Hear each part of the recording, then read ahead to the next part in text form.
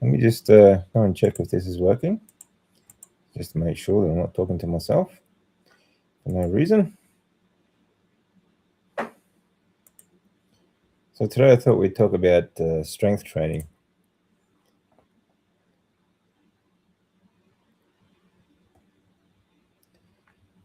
And let me see, this doesn't seem to be working. Okay, yep. Okay, it's working. Let me know if you can hear me. If you can't hear me, guys, I can't see anyone in the chat just yet. Running tab. Hey, Jeannie, how you doing? Good to see you, mate. Good to see you. So, hey, George, how you doing, mate? It's well, actually, George is there somewhere, but I can't see his message. But Jeannie said hello, so he must be there. G'day, George. Good to see you guys. It's live with the Wonder Duck. His little Louis snuggling in. Now he thinks he's a parrot sometimes. He likes to sit high on the shoulder there.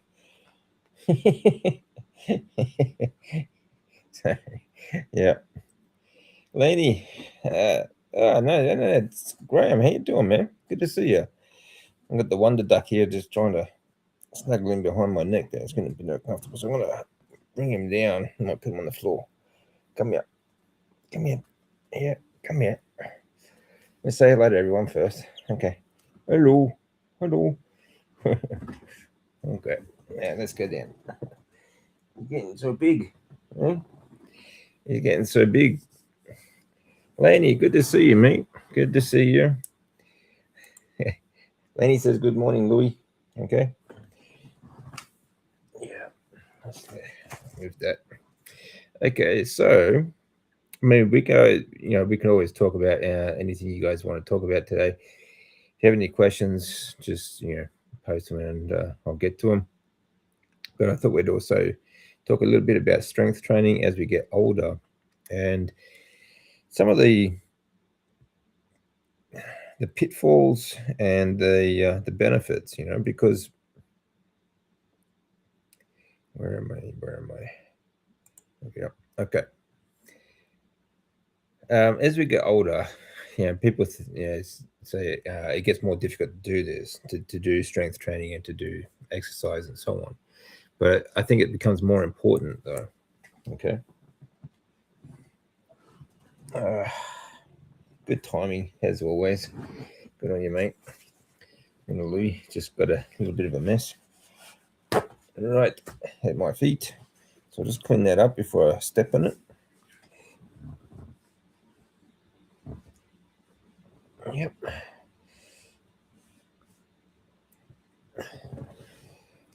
Okay. Good boy. At least you did on the tiles. So that makes it easier. That's a good boy. Yeah. Okay. Just give me a second.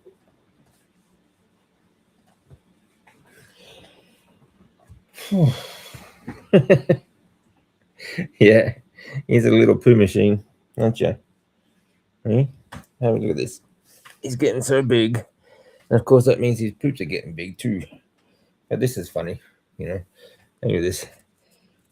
A little duck butt. Fluffy little duck butt. All right, there you go. You can sit down. You can settle down now. All right, so, hey, 3D Cow, how's it going, man? It's good to see you. Okay, so now I wanted to talk about, of course, we can talk about everything you want to talk about, and everyone's welcome to join me. The link is at the top of the chat there. So it's Saturday evening. Let's talk about strength training as we get older. There's a number of pitfalls, okay, because this is all sort of nuanced as well, because everyone's had, as we get older, life happens. There are certain injuries or illnesses that people have to deal with, restrictions and so on. But as a normal aging person, even without injuries, we tend to lose like bone density, and obviously we lose muscle tissue and connecting at this joint strength and so on as we age. Um, the training itself, like strength training, it really doesn't change all that much compared to when you are in your teens or your 20s or 30s. Where the biggest differences come from is dealing with nuanced sort of restrictions. And most people do have some sort of restriction these days, especially. Um, but then there's also the recovery as well. And when it comes to recovery, as we get older, it gets more difficult for your body to actually absorb the amino acids that we get from our food, be it in connective tissue, bone tissue, and in muscle tissue.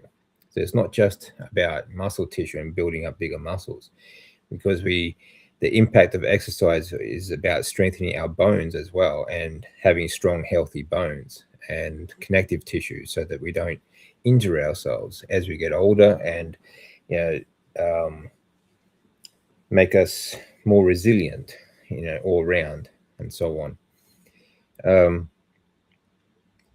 So this means that we have to eat a lot more protein. Okay, well, as I say, crude protein, but what I'm talking about is amino acids. They have to be bioavailable amino acids. So when this is the problem with, well, this is one of so many problems we have around in the world, especially on social media, is talking about protein as in crude protein. When they just tell you that any protein will do. They tell you plant protein will do. You get more protein from plants and all this sort of stuff. And there are certain plants that do have a lot of protein in it, but they don't have the full amino acid profile that meat does, and it's not bioavailable. Okay, everything. This is what a lot of people don't understand too. Is everything comes in different molecules to suit different species. Okay. Like ruminant animals, they have rumens, they have multiple stomachs, they regurgitate food, they can mulch things and extract fatty acid tissue and stuff like that. We can't do that, so we have to get it. I mean, they upscale this crude protein, this plant proteins and fats and fatty acids and so on into their meat so that we can then absorb it from them. That's how we've evolved. It's just, unfortunately, that's just the way it is. But as we get older, like I said, it gets more difficult for our cells to absorb these amino acids. Okay, and that includes, some of the more important ones for our bone tissue. Okay, like,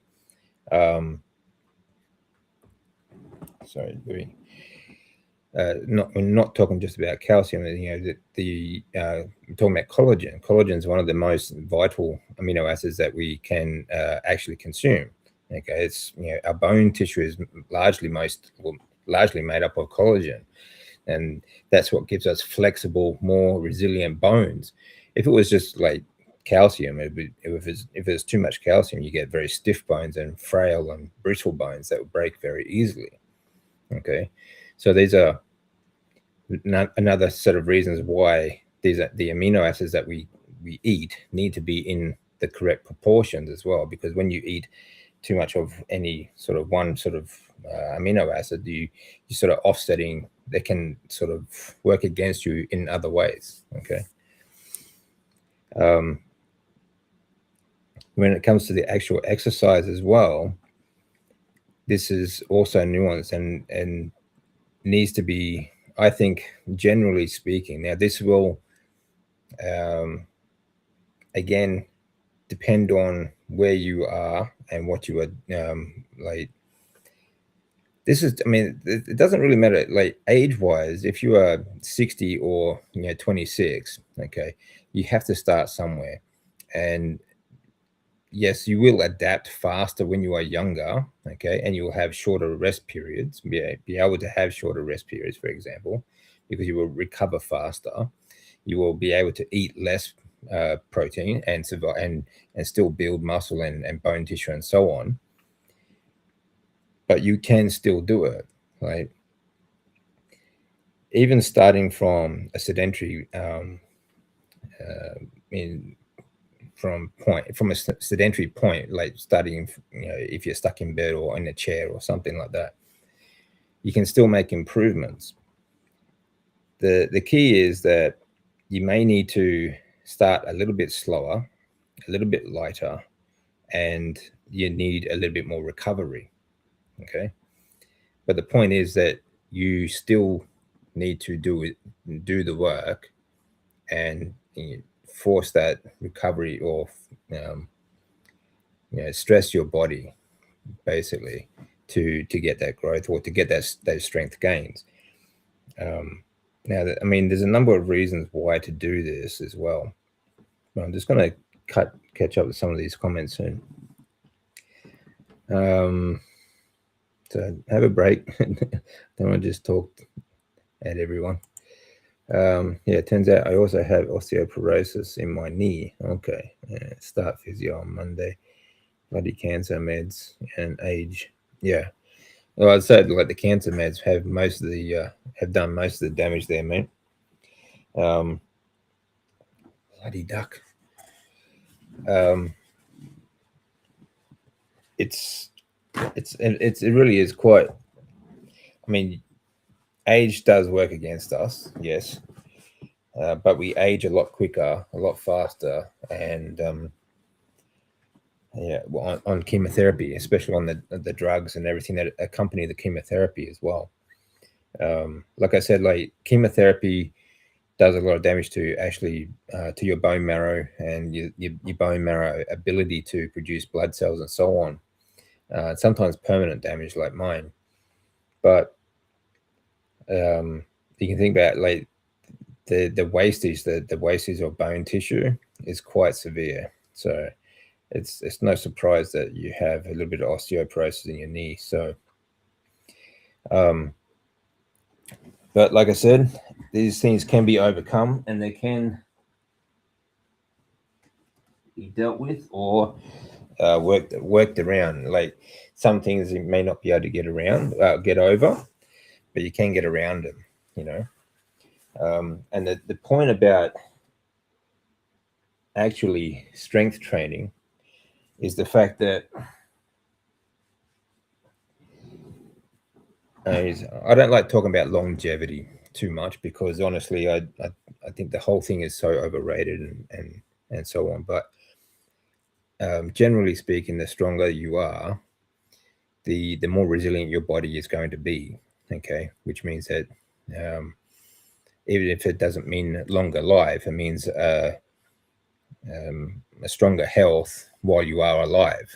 Okay, and that's what everyone wants. You want to have the ability to just get through your day without too many restrictions. You want to be able to get up off the sofa, or go for a walk, go to the beach, go for a swim, or sit down on the toilet without hurting your knees or back or anything like that. Go shopping, lift shopping bags and so on.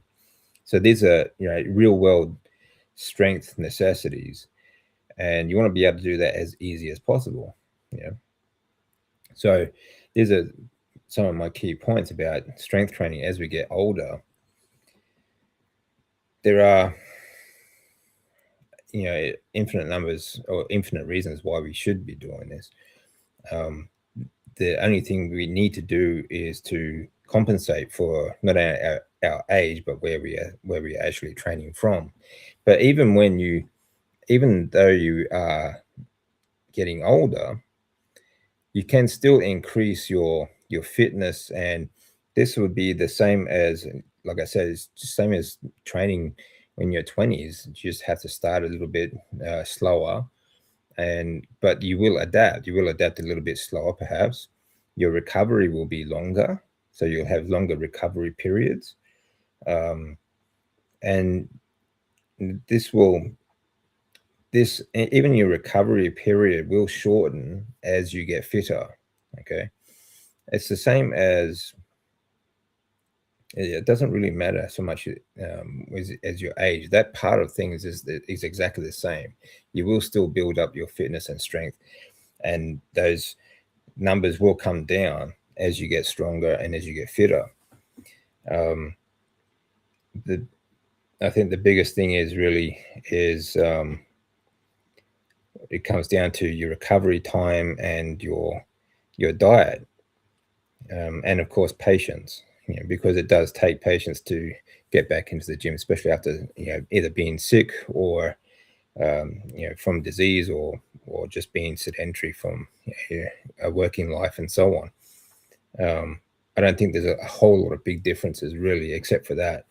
Um, Other things that happen as we get older is obviously the telomeres on your stem cells get shorter, okay, which is actually the aging process, and your stem cells will die faster, and the production, or you will still produce these stem cells, but the release of the stem cells from your bone marrow, and this is going to get a little bit slower as we get older, okay, and a little bit more difficult for the body to actually release it. Plus, the blood is kind of full of dead zombie cells and things like that, which is another great reason for not just for the carnivore diet, but for sometimes fasting. As we get older, fasting is very good for autophagy to clear out dead cells and so on. For this part of the job of the lymphatic system, okay. Now, there are other ways to do this as well, which I have spoken about before. The Cerule Stem Enhance Ultra, the Plasma Flow, and the Cyactive. Those three combination are very good for the stem cell release, the cleaning up the dead cells in the blood and so on, that help your lymphatic system and so on. But apart from that, strength training also stimulates this. All right. So strength training is throughout as we age, okay, is also going to stimulate your bone marrow to produce. Well, it starts with building testosterone as well. You also, because as we do lift weight, we do produce more hormones from the liver. Okay, we also produce EPO from the kidneys, and that stimulates the bone marrow as well as the impact of um, heavy or now when I say heavy exercise, it's relative. It's all relative. It should just feel heavy for you. That doesn't mean that you lift the same as me or the same as someone else. Okay. It just means that if it feels heavy for you, then okay, this is going to stimulate impact in your bones and your joints, and this is going to stimulate the bone marrow to produce stem cells. But it's also a neural adaptation as well. Um, when you start lifting weights, okay, not only you change your mindset because you tell yourself, okay, this is hard, but this is what we do now. This is it. We don't. There's no excuses. This is what we do now. This is what we're going to continue to do. But you also are training your nervous system through your body. Okay, it's not just about the muscles and the joints and stuff and so on. It's about the nervous system. If you get your nervous system used to lifting these weights, it will adapt. It will um, stimulate the growth and response and recovery response in your body to continue this kind of exercise. Okay, so this is there's so many reasons why this is so important as we age. It's not, like I said, it's not. I don't like to say like it'll give you a longer life, but it does certainly give you a longer, healthier life. As in, while you are alive, you are healthier and stronger.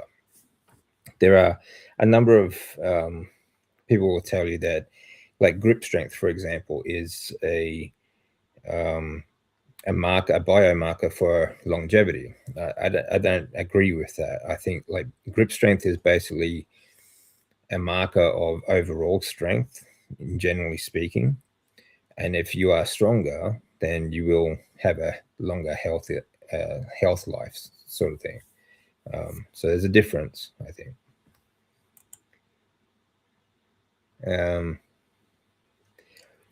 This is an osteoporosis and inguinal hernia household. Yeah, we need to be very careful. Yeah. Again, this is all very nuanced sort of stuff. Like I said, everyone has to have. Well, there's so many people who have so many different restrictions or things that they need to work around. Like Lainey says, she has osteoporosis in the knee. So does that mean that she shouldn't exercise with her knee? No, that doesn't. It's the same as if you have weak joints. Okay, for this is something that gets me crazy about these motor scooters that people cycle, use all the time. They get really big and fat, and they decide it's too difficult to walk, so let's just use a scooter, right? And what do you think that does to them? It weakens their joints, it weakens their knees. That they suffer atrophy, they lose muscle tissue in their joints, their hips, their back, their core, their legs, their knees, their ankles. And when they do try to walk again, they've put on more weight and they've got less strength to hold it. Okay, so these are the problems that we face. We look at, okay, this causes me pain, so stop doing this sort of thing. And that's not always the answer. Okay, this gives me pain. Okay, why does it give me pain? Okay, because the joints are weak, perhaps. Okay, so we need to build up muscle in that joint. We need to build up the muscle around that joint, and we need to build the strength of the connective tissue. We need to build the strength of the bone tissue as well. So it's not always the answer to just because you have a restriction to therefore stop doing anything with that, if I'm trying to explain that properly.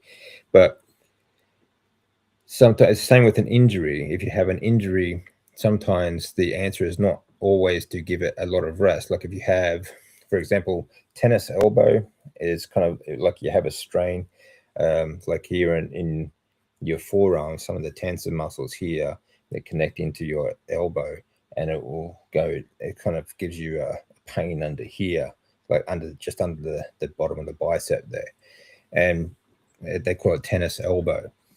There are exercises that it's quite painful. So if you try to lift something, it feels like you've got arthritis, for example. So is the answer to stop using it? No, it's not. The answer is to strengthen those tensor muscles and the connective tissue. Do some, very light exercises. Not, you don't want to strain it again, but you do want to stimulate recovery, and strengthen those muscles, or strengthen that connective tissue and that joint. Okay, so sometimes you might need to do, say, shorter exercises for, say, every day, just to keep those muscles warm so that you can avoid a cold strain. Okay,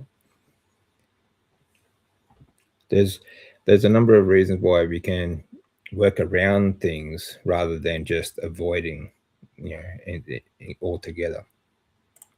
Hey, Jeannie. Yeah, some of the treatments for me are bone infusion. Yeah, already had 2 years of it. Yeah, estrogen. Yeah, I'm on blockers, vitamins D3. Yeah, already taken it. Yeah, I'm doing. No, I mean, I know how you feel, Lenny. Honestly, I know how you feel. You feel like you're doing like there's like this is as good as it gets, right?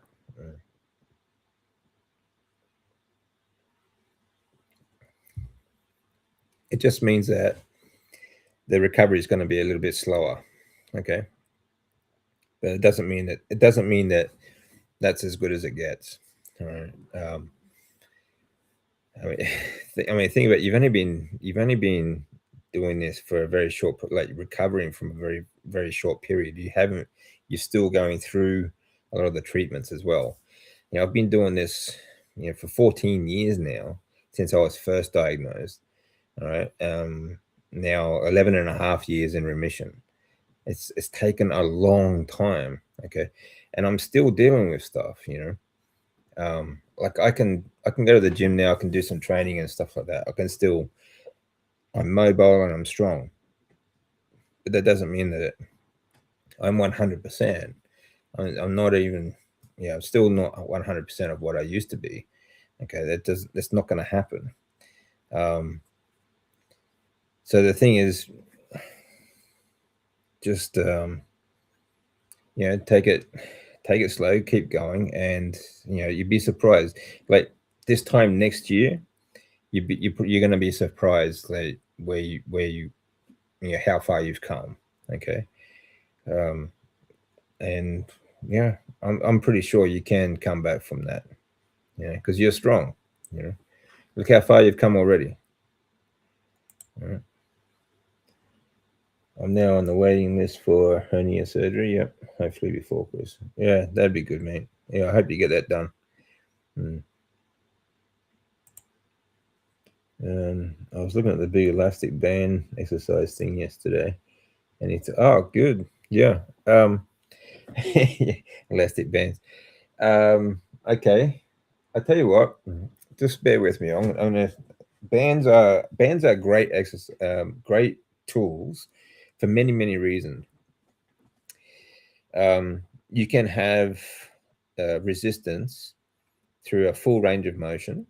Okay, whereas free weights and other things you get to a certain point where the resistance is no longer there. Um, Bands can also be great. They're very versatile. You can use it for full body workouts. You can use it from any position. You can use it from the bed. Okay, that's what I did. Before I could walk, I had to use bands to try and straighten out my legs and push against these bands so that I could strengthen my legs so that I could stand up again. Okay. So you can use these from any position, sitting like in a chair, in a bed, and I still use them today. I still use them every day. Actually, every day that I exercise, I use them to warm up. I sometimes use them for support to try new exercises. Okay, because I like to try calisthenic stuff, like body weight stuff. So sometimes you need help. You need bands to do that for support. Um, but they're also, I mean, they're fantastic for beginners and uh, for joint stabilization, for joint strength training exercises. Bands are fantastic, and the best thing about them is that they are very cheap, and they take up very little space. So you can have a full home gym for less than $100 worth of bands, and you can store it in your wardrobe, like, or in a small box, or a small bag. They are extremely versatile. Um, and like I said, you can do a full body workout with them. I mean, even professional athletes will still use bands. Okay. Even in conjunction with weights or calisthenic movements and so on. Even, you some of the young calisthenics champions and so on, when they're trying different moves, so on, they will use these bands for support. Okay. So I'm a big fan of bands. The rubber bands for the gym, okay, and for the home. Um, I think it's like I said, yeah, it, it's all very much worthwhile. So actually, I should put up some more um, examples. Actually, I'll put up. Actually, I will. I'll work on that this month. Actually, I'll work on some more examples of band exercises that you can do. I'll put it up in the members area for you. Okay, so we'll do full body band exercises. We'll do squats, and even assisted squats. Bang for buck. There are certain certain pieces of equipment that I think are like bang for buck, the best kind of equipment that you can use from beginners to right up to professional athletes, and bands are one of them. Okay, bands like the rubber bands that we use for training, certainly that would be number one. Okay, bang for buck. They're dead cheap. You can store it anywhere. You can take them with you everywhere you go, and can do a full body workout. You know, from beginner to elite level. Next would be gymnastics rings for the same reason. For the exact same reason, you can do a full body workout with these gymnastics rings. They're very versatile, compact. You can store them anywhere in very little space in just a small bag in the wardrobe. You can hang them up over a tree. You can take them anywhere you want to go. They can help with people who just even want to um, get out of a chair, for example. You can start from a chair and use the ring support to help you pull up and to strengthen the legs to do squats, and eventually you do it without the rings, and then you can learn to do squats, like free moving squats without the chairs and so on. So those two items, I think, are bang for buck. Like, I mean, bands, like you can get a full set of bands for, I think it's less, like 80 quid, $80 Australian. So, less than $100. All right, for a good set of bands. And gymnastics rings about about the same price. Okay, so therefore, like a couple of $100, you've got a full gym that you can store away in the bottom of your wardrobe or in a small bag, and you can do a full workout. You do from like leg workouts, upper body, core workout. You can use these for everything. Okay, so bang for buck, those two things are the first go to. Okay. Um, let's face it, we're all a bunch of old knackered survivors, clinging to the wreckage. Yeah, pretty much, mate, pretty much. But the thing about even an old wrecked car is it can be restored. Okay, I've got a visitor. There we go. There you go, G'day, John. mate. Good to see Yeah, you. pretty good, mate. Yeah, Saturday morning, so I'm off work, so I thought I'd pop in, and there's nobody else jumped in today. I let Jeannie take control last week, but I thought, Yeah, it was good I to guess catch up with else, Jeannie. Actually, I haven't seen her for a yeah, while. great.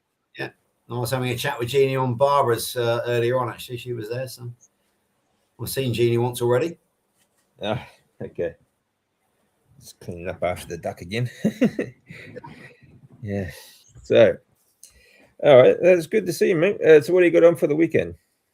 We got a good weekend coming up. Actually, we got I've got a few things to do today. Reference the Kilts visit next week. I've got to go up and also the Healing Humanity dinner. So I've got to go and liaise with the local restaurant. But tomorrow we have a visit to a beef farm about an hour away from us in the same county as Somerset. Dursley Farm, which have a farm shop, and we bought from them online before. So we're actually going to go and visit them tomorrow because they've announced an open day. So yeah, looking forward to that. Going to get some good photographs, hopefully get some good information about beef farming here in the UK. Yep. So I'll be doing I know you're not on Facebook anymore, mate, but I will be doing a Facebook report on it. So Cool. Yeah, it's a shame. Is there no way you can get back on Facebook? Can't you trick it or? No, I've tried that. So, yeah. Do you know why you got Facebook jail? Or? Yeah. Well, I was, I was talking for the last couple of years, I was talking in these chat rooms for cancer and follicular lymphoma, and I was talking about ways to help recover and to mitigate it and so on and so on. And I kept getting kicked out of these groups because they didn't like. I mean, the reasons why I got kicked out of these groups was that, like, one was, you keep posting stuff about, preventing cancer. These people have already got cancer and they're dying. I'm like, no, they're not dying. I'm like, I've been through it for, stage 4 twice, but these, what I've found since though is that these groups are pretty much run by big pharma or useful idiots of big pharma. Yeah. And so it wasn't long after I got kicked out of the last group that I got kicked off Facebook completely. and I've since tried rejoining Facebook, but no go. So No, I guess they probably know your IP address, so it doesn't matter what name you try and use. The IP address is going to be the same. Yeah, makes sense. yeah, yeah, that's right. So Yeah, it's a shame. Do you know of Dr. Anna Rosa, the radiologist over in the States? no, I don't. No, she's definitely one of the heroes in our space, and she is also a Kilts health coach. She actually, even though she's a doctor already herself, she actually joined the Kilts health coaching course. So she's on our WhatsApp group, and she now has a YouTube ban as well. So she's banned from YouTube. Yeah, So yeah, they are targeting us. We've got to be very careful about what we say and do on all social media. So yeah, it's frustrating. It really is. I mean, Dr. Anna is brilliant. She's we're a top radiologist, and she's 55 years of age, and she's been a radiologist now for 30 years. yeah. But YouTube has seen fit to ban her because they didn't like what she was saying. It's we're under the microscope. We are, which means they're afraid of us, which is good. Once they Yeah, get well, afraid. I mean, unless you talk about cancer and go and talk about vegan diets, they they are really like they will ban you very quickly. Yeah. You know. But you've raised an interesting point there because basically they're saying these people have already got cancer so there's no prevention and there's no cure. Yeah. Lainey at the moment is coaching one of our friends who has been given a death sentence by the National Health Service. We can't tell her that she hasn't, but what Lainey is doing is basically trying to coach her to live her best life, and hopefully, gradually as the shock wears off, then we're hoping that she can actually come around to thinking that this is that I'm not under a death sentence. What I'm under is an illness, but it's only if you give up. Yeah, It's that's only when right. you give up hope that's what kills you. But the way that the authorities just say, yeah, you've only got this amount of time to live, then you think you're under a death sentence. But there's people like yourself and the wonderful Stephanie Taylor. You're fighting, and Laney as well, fighting back, not giving up. Mm. It's the surrender. It's a surrender mentality. That is the one which, yeah, you might die. It's true, but why surrender? Why surrender to it? This Yeah, is I the mean, thing. we're all gonna die, but the question is how and when. You know, I Yeah, mean, doesn't matter what you do, you're still gonna die. But yeah, do you just gonna are you just gonna lie down and take it? Why would you do that? You because know, a lot of people do because they trust the doctors, and when the doctors say exactly. you're under a death sentence, they believe them. That's right. They believe them. You know, and I did too for a number of years. You know, I did as well. Unfortunately, it's just because you believe them to be the experts. They know what they're Yeah, talking about, and you know who knows better about cancer than an oncologist, for example. You know, yeah, so exactly. but that's the thing. They don't. They yeah, sure, they may know more about cancer itself, but they don't know more about the body. You know, No, it's crazy. yeah, Lainey shocked her oncologist with her bloods back along. In fact, it Of wasn't course. her regular oncologist who's pretty useless. It was a stand-in, and he said, "Well, what do you eat?" And she said, "Carnivore." And he was genuinely interested. He Yeah. wasn't rejected at all. He was genuinely interested. Yeah. Interestingly enough, her regular oncologist, who was a rather large lady, shall we say, has changed her body shape quite considerably recently. But she hasn't told Laney as to how it happened. But we strongly suspect that the glucagon-like peptides 1 might have been involved. But Yeah. we're not 100%. Well, obviously, we can't be sure of that. Yeah. I was But gonna. yeah, the good old GLP-1s, they're very, very popular nowadays, aren't they? So I'd love to know what she was doing. Yeah, absolutely crazy, isn't it? Yeah, Yeah, what a crazy world we live in. So, yeah, um, yeah, what do you do? I mean, this is another reason why strength training, I think, is also very important too. Even if you are sick, like if you have a condition like mine or like Laney's, you have cancer and so on, you may not be able to train while going through treatments because you feel too sick. But coming out of it, I think your rehab wise, strength training is very important. to get a lot of get a lot of those processes back, and stimulate the body, stimulate the hormones, stimulate the regrowth and recovery. You and I think like I talk about the cold therapy and like breath work and everything like that, but I think strength training is just as important. Okay. Yeah. Yeah. So I Yeah, think but I'm looking forward to, when I recover from the hernia, I'm looking forward to being able to start lifting again. I can't put any pressure on it at the moment at all yeah, because it lets me know it's there if I try to do so. yeah, But I did have so I had an appointment on Wednesday with the gastrointestinal specialist, the registrar, and it was a very good appointment actually. She was quite a nice lady. She looks like she could do a bit of metabolic health training as well, by the way. yeah, But she was quite helpful. Quite. I didn't talk about carnivore at all, but she was talking about the recovery period from the surgery because it will be a general anaesthetic. yeah, It will be an invasive surgery. She was talking about the potential consequences, and she was also talking about the recovery time, 4 to 6 weeks. And she was talking about how to aid recovery, about how I should do it, and she was talking about a healthy lifestyle. So I said, I do understand. I said, I understand that we've got to encourage our mitochondria to work and the adenosine triphosphate ATP is the main driver behind that. yeah, I said, and about the date, I understand about oxidative stress glycation and reactive oxygen species and free radicals. And she sat back in the seat and she said, "You've had some training." I said, "Yeah, Dr. Kills from America. They were very kindly Dr. Kills to give me." She said, "Well, I clearly don't need to tell you too much about recovery." yeah, So she was very, very refreshed that because typically she was talking down to me as if I knew nothing. yeah. So when I put her in the picture, she was quite shocked and quite pleased, actually, to tell the truth. She was delighted that there was a patient who actually knew what they were talking about. So Yeah, I it's think you not. find that a lot of people. I mean, there are those out there that don't want to be showing up, or certainly don't want to know or think that you know more about it than they do. Um, but there are those that are generally just think that we don't know anything as well.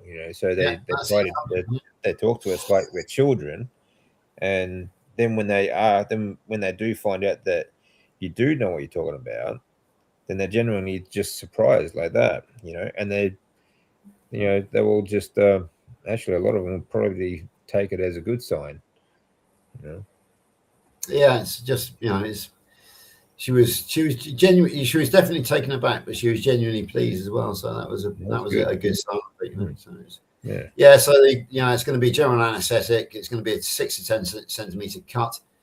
There are potential consequences. She did warn me of those, but it's just one of those things that I can't really let go on. no, It's just it's got to be done. I've got to take it on the chin yeah, and accept it. So I'm not looking forward to it, but on the other hand, if it goes well, I am looking forward to living a much more normal life again that I have been able to do so for the last 3 years. So yeah, it's yeah, a risk versus reward scenario, a risk assessment, and my risk yeah, that's assessment is it. worth the risk to try and get the benefit from it.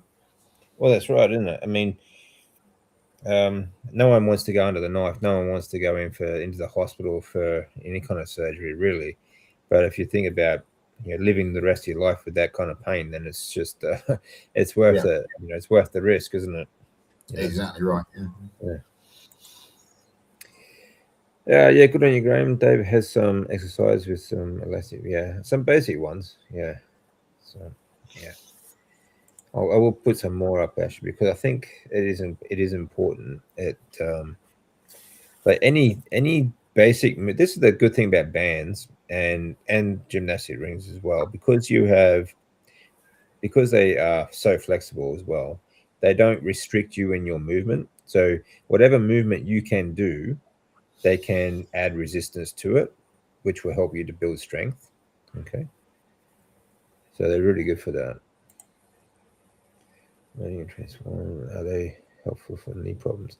There is actually a knee video. I think in the members area, I did for recovery and knee strengthening. Um, I should, yeah, I think there's actually one in there. They should get you going. There are a number of good exercises you can do even straight off the bat, even just walking backwards. Like if you make sure you got a nice clear way, you don't want to bump into anything. Um, so like walking backwards, uphill, downhill is takes a lot of strain off the knee. Like when you are climbing a hill, for example, or going and then going back down. As you go back down the hill, you'll sometimes feel a little bit more pressure on the knee as you go downhill.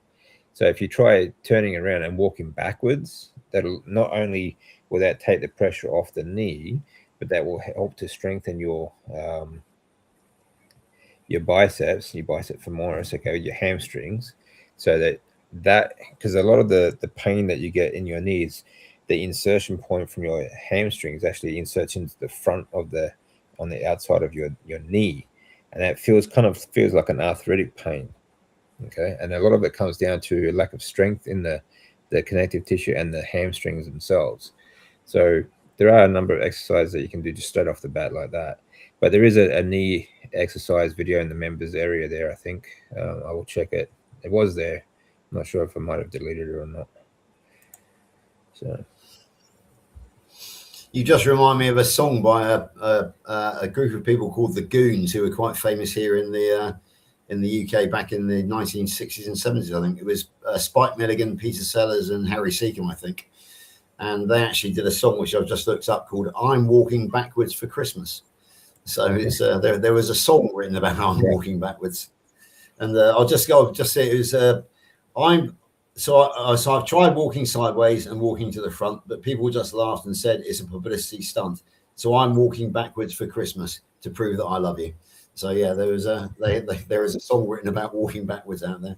Look it up. It's called "I'm Walking Backwards for Christmas," folks. It's on the internet. It's a good bit of fun.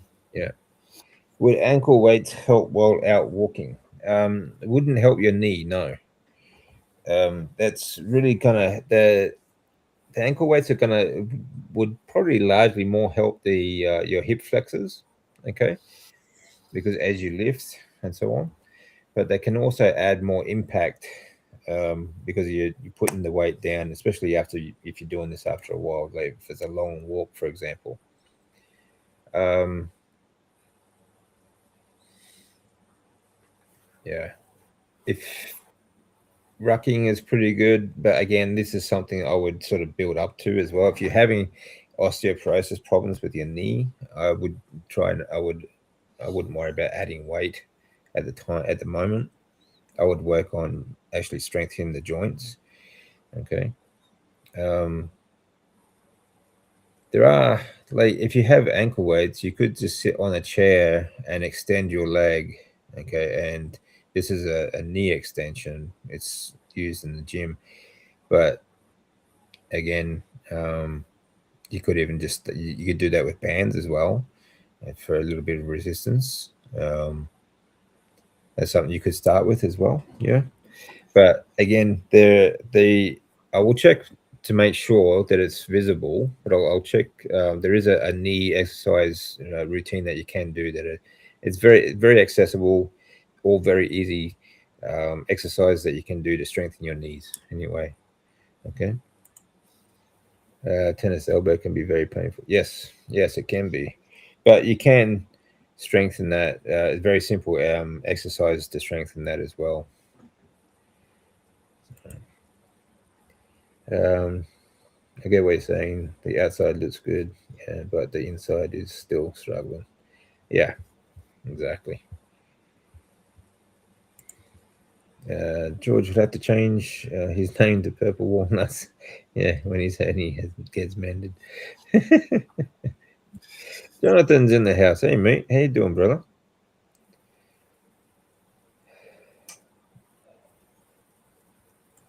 Let's see. I'm traveling today, so I won't be on. No worries, mate. Oh, I think. Let me see. Tomorrow is your competition. Okay, so good luck with that, buddy. Just give me a minute. I'm just gonna get some more tissue for this duck.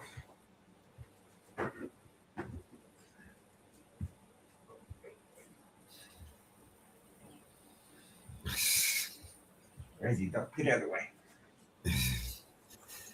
I think DC is getting as much exercise as he's just chasing around after Louis at the moment, let alone going Yeah, down the gym. I am, mate. I am. I am indeed. Yeah. He's keeping me on my toes. I tell you that now. Oh yeah. Yeah. Yeah. Watching out for landmines too. Hey, don't be chewing on that. It's styrofoam. You don't eat that. Okay. Gotta stop him from eating things too that are not supposed to be eaten. So, come here. Yeah. Get a poopy bun. All right. Crazy duck. Look at that. Yeah. Hey, hey, you funny duck. He's good value there. He's good value.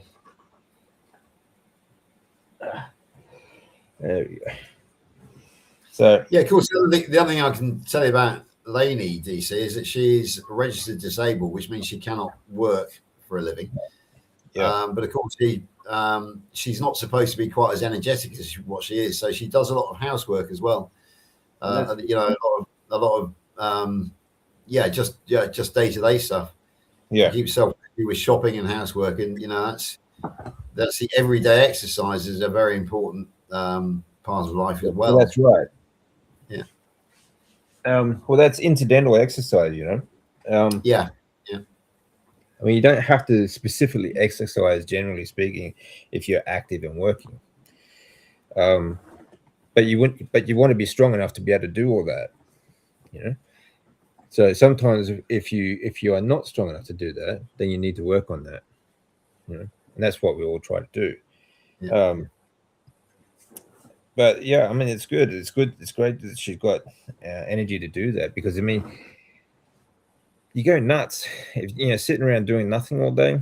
It drives you insane, and it's depressing. I mean, there's nothing more depressing than doing nothing. You know, it's crazy. It drives you nuts.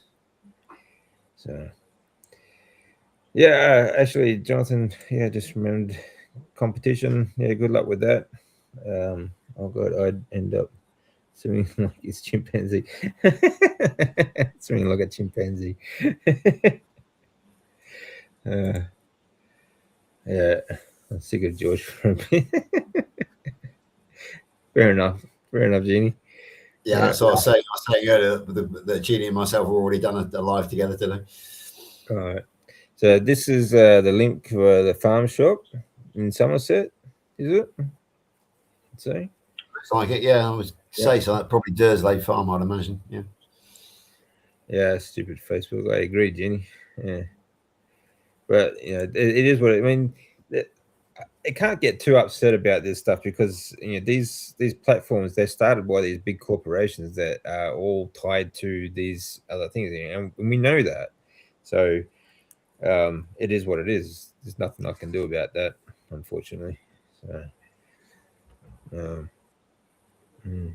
Jenny, yeah, try living with you. Just isn't it nice to have someone on your side? Yes. Yeah, absolutely. Yeah, somehow I don't know how it's happened, but we've ended up living, sort of having to share a house under the same roof together. I don't know. And like I say, we've both come through. We've both had rebirths now, and we just happen to be two new people, but relative strangers who happen to be wearing each other's wedding rings and living under the same roof, and we're trying to get to know each other again. It's been because it has been like a rebirth for both of us. So we are very, very different from the people that got married 22 years ago. But it's fun. It's fun learning to live with each other again. Yeah, well, I can understand that because I mean, when you find that, I mean, you basically, when you're coming out of illness, especially, you're a different person. You are someone you didn't think you would be for a start, but you then lost and sort of trying to find what you really want from the rest of your life now. From a life you didn't expect to have as well. You're like, I didn't expect to have the last 11 and a half years. I didn't expect to have the last 12 years, So it's like, what do I do now? And where do I go, sort of thing, So I can understand that. I think, Dave, we've probably been working with each other now for about 2.5 years. And when I first appeared with you back in probably January 24, I think, um, if you told me that 2.5 years later I would be organising movie premieres, I would be organising meetups and hosting Dr. Kilt and travelling to Michigan and Wyoming, I would have just said, "Don't be ridiculous, Dave." I would have just, it's just not possible. I had about 5 friends when I first met you. I had about 5 friends in the carnival community, or maybe a little bit more than that. But even so, now I've basically got, I don't know how many dozens or even hundreds of people who know who I am and I know who they are. That I'm on first name terms with them. Yeah, I'm a totally different person. A totally different person to what even the guy that you first met back in. I was an alcoholic when I first worked with you back in 2024, and I probably still am an alcoholic, but I just don't drink anymore. My life has changed immeasurably, unrecognizably since we first met back in I think January 2024 was when we did our first video together. And it's everything's changed since then. Lainey was keeping you at arm's length for 2 years. She didn't let you in until February of this year. Yep, that's right. We both changed incredibly. I think we're all changing all the time, really, aren't we? Exactly. None of us stay the same. I mean, you've changed your name of your channel from DC Learning to Live to DC Rebuilding. You obviously feel that you've moved on from those days. I see Graham's changed his name from Carnivore Transformer to Learning and Transforming, because he feels that he's still learning and transforming. So we all are. It's a journey that we're sharing together. Like I said, it's in my comment earlier, it's like we're a bunch of old croc survivors of a shipwreck, and we're all clinging to the wreckage together, and we're all supporting each other. We're just trying to survive. Yeah. I mean, even young Jonathan, who's only 31 this month, he didn't come here without severe problems, CRPS. So I don't think there are very few of us who come here without prior health problems. And fair play to those who have. Those who are taking preventative measures rather than cure, I absolutely hats off to them, the young people who have seen the light early, because it's going to save them a lot of pain, a lot of grief in the future. Well, I think that's the benefit of like the social media, is that they've been able to find this stuff. Like when we were younger, we didn't. I mean, sure that there were books out there, but they weren't exactly promoted. It's very difficult to find this kind of information back then. So I mean, they're just very lucky that timing wise, that this message is out there, and it's quite a strong message out there as well. So, but it's good. It's good to see young people taking it on, without having to go through the illness and injury and so on to spur them on. So Ginny saying she tried to suggest a carnivore diet to a diabetic person on Facebook, and she shut me down and said, not everyone wants to do a meat-based diet. Okay, stay sick then. I thought, yeah, exactly. Yeah, there's you can't save all the people. I've learned now, instead of preaching to people, I let them come to me. If they're interested, they'll come to me. I can usually sense when I'm going to get pushback, and I don't follow it up. But even those who I think might be receptive, I give them my card. They've got my contact details. I never hear from most of those again. It's very, very few that people actually ever follow it up, because it's too much effort. It's too much effort to give up their Domino's, their McDonald's, their KFC. I had one chap yesterday who overheard a conversation I was having, and he approached me privately and said that he was very interested in coming to see Healing Humanity, and he admitted that he knows what's wrong with the world, but he used the word convenient. It's convenient to buy your meal deals down McDonald's, down KFC, and he put his hand up and said, "Yeah, it's the problem for me is convenience. It's quick and easy to buy shit, basically, instead of making the effort." And it's changing that mindset. That's the problem that we have. But at least he was honest about it. Yeah. So he is one of the guys I do have a certain amount of hope for, on account of the fact that he recognised his problem. And I think that's one of the biggest hurdles, is that recognizing that they actually do have a problem. They do have a carb addiction, for example, or just food or drink addiction, any kind of addiction really. but largely speaking, general population, they don't see uh, what their diet as being a problem, like as being an addiction. They don't see it as, they don't think it. How could it possibly be addicted to this? It's just food, you know. And it's, of course, it's all about calories for them as well. It was interesting that he didn't say that he was addicted to any of the stuff. He said it's just convenient. Yeah, It's a quick way. It's a quick solution to filling your belly.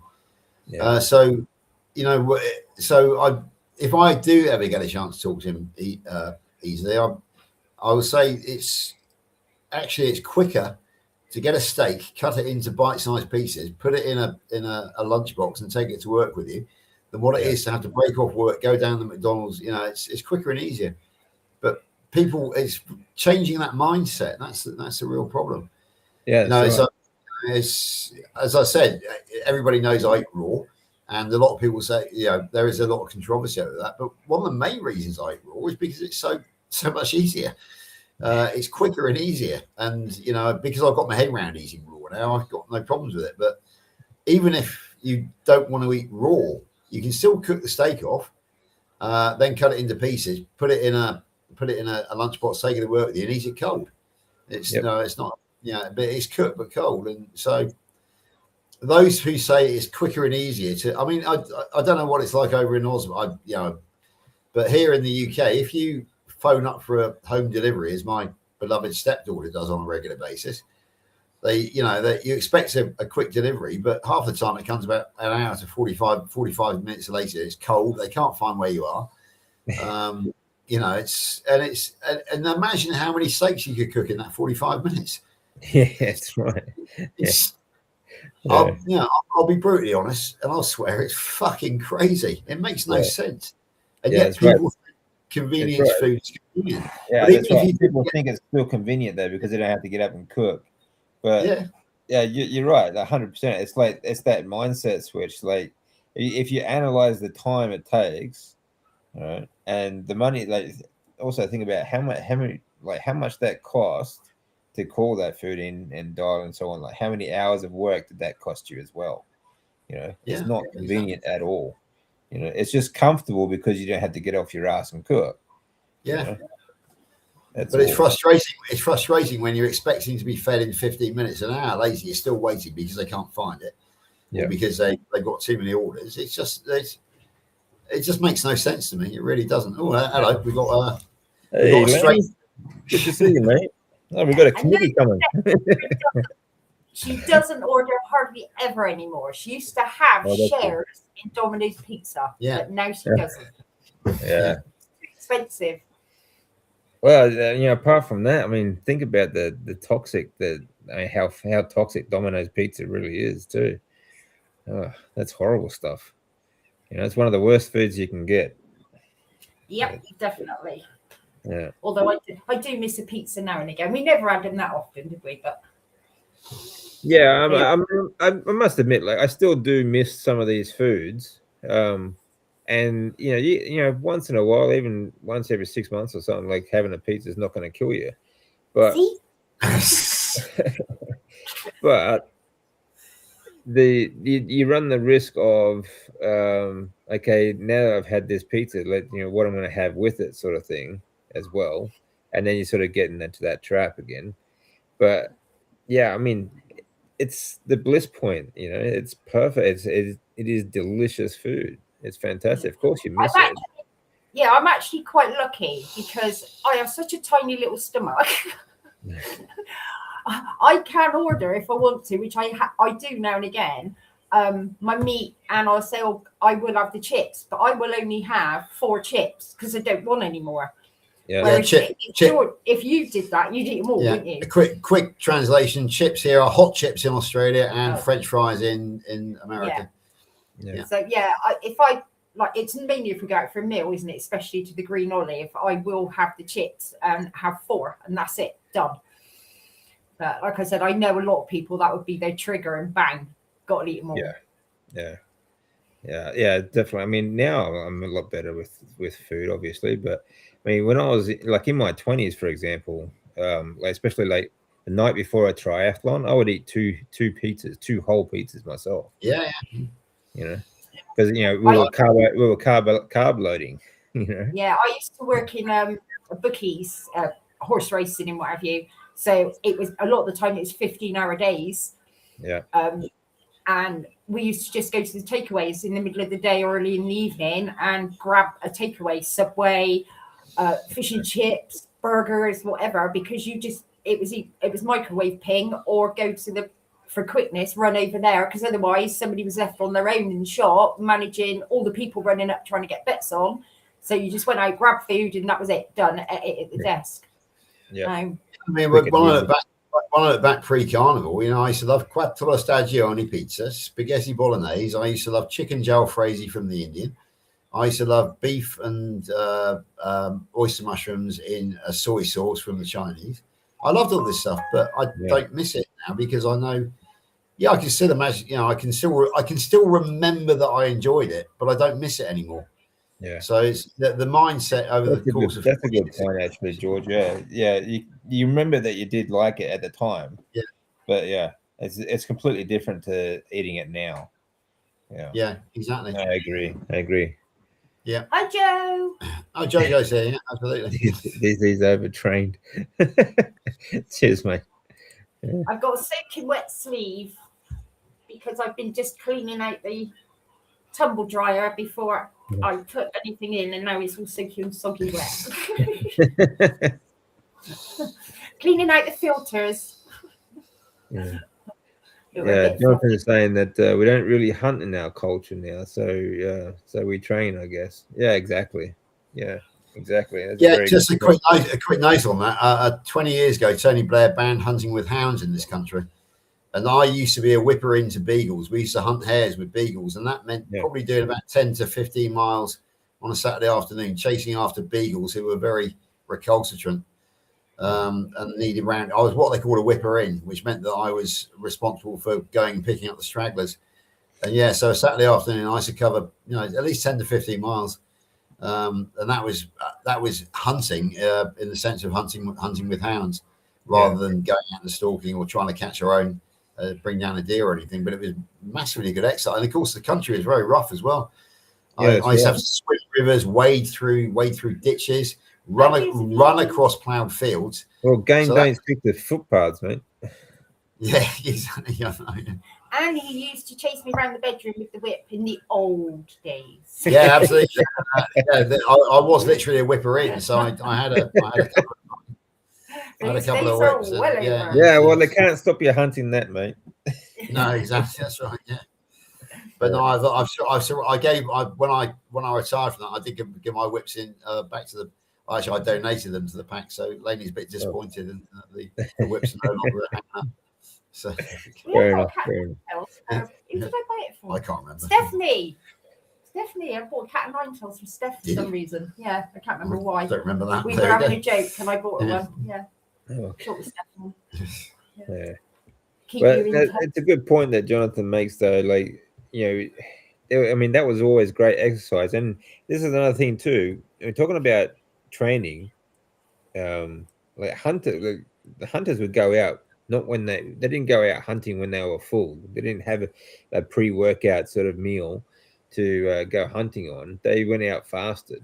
They would chase down an animal, a big animal, and they would work. I mean, sometimes it might take them days to do it. So these are things that we used to do. And we pick up these animals, carry them home for miles. Sometimes it's a lot of hard work, but we just don't have that in our culture anymore. So training is an essential part. One of the defenses that we used when we were trying to stop the banning of hunting is that we were fulfilling the role of the natural predators that used to be wolves. For example, we did have deer hunting here with hounds. And of course, the natural predator of the deer back in the old days would have been a pack of wolves. So our pack of hounds was imitating the role of a pack of wolves. But you try selling that to these, you've got no chance. This is another thing too. This is the disconnect that people have as well. If they're talking about, I mean, when you say the natural predator of deer is wolves, well, the natural predator is humans as well. Yeah. Yeah, we are. It doesn't matter what they. I mean, they like to say, "Oh, we're all part of nature," sort of thing. Until we mention, okay, then yeah, it's a natural thing for us to go out hunting and to kill these animals. Oh no, that's not nature. Bull predator, and we are the hunter. We are the predator of deer and ruminant animals and whatever else that we can find to eat if we need to. You know, so We used to take about half a dozen, rabbit or hares a year. The staghounds used to take maybe 20 deer, but these people who are anti it, they drive their big fast cars on main roads. Yeah. And the amount of roadkill that you see, and these are people. So if they really cared about animals, they wouldn't be trying to ban us. They would actually be trying to ban cars, and they would not be driving cars themselves. I killed a deer. I mean, they're complete. These people are useful idiots and complete hypocrites. You know, they don't see the irony. You know, this is a true story. Last month, Lady and myself drove up to see our friend Louise up in Andover. We drove 2 hours to see her, and every mile, we reckon at every mile there was a dead deer at the side of the road. So that was about 70 miles. So we probably saw somewhere in the region. I say, well, we reckon we saw about 30 dead deer that day. That is more in one day than the staghounds, the deerhounds used to kill in the season. Yeah, they built the road, obviously, where the deers used to cross, and it's a. I think how much meat is just sitting on the side of the road rotting away. And there was squirrels, there were badgers, rabbits, hares. It was awful. It was like an animal cemetery. Yeah. It was horrible. But these people who want to ban us taking 30 deer a season with our hounds, they're happy to drive up and down these freeways, killing animals as they go. Yeah. Hypocrisy at its finest. Yeah, it's the irony and the fact that they don't see it. It's astounding. It really is. Yeah. Just how stupid these people really are. You know. Yeah. It's a fast road as well, isn't it? Yeah, it's a fast road. Ta-da! I want to sell up and get a camper van. Yeah, we can travel without a camper van. We're going to Michigan this year, for God's sake. So and we're going to see Jonathan on June the 27th. We're going to go and see Louise in August. So we can travel without necessarily having to give up this rather nice house above our head. Yeah, it's good to have a roof above your head.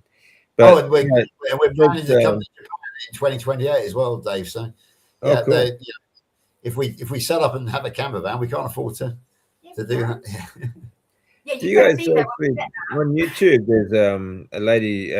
She's a carnivore as well. Lisa Wanderers. Do you know her? I know of Lisa Wanderers. Yeah, absolutely. Yeah. I've seen her a couple of times. Yeah, she's driving around Australia in a caravan. She just lives in a little small old aluminium caravan. It's pretty interesting. I think I don't think I would be very comfortable doing that. It's interesting. Even short term, I think would be pretty cool. It'd be very interesting to go traveling in all these different towns and just see things that most people don't normally get to. Yeah, I can understand that. I get restless and want to get out and see things. Yeah, for sure. Jeannie, we can get a camper van. I'll sell half the house to whoever wants it. Yeah.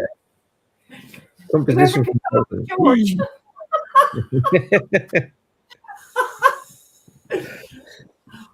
Jesus, aren't you glad she's on your side, mate? I'm keeping a dignified silence here. Yeah. Yes, composition consultant. Anyone who wants a composition consultant should go and see Jonathan. He is one of the best in the world, actually. So, yeah.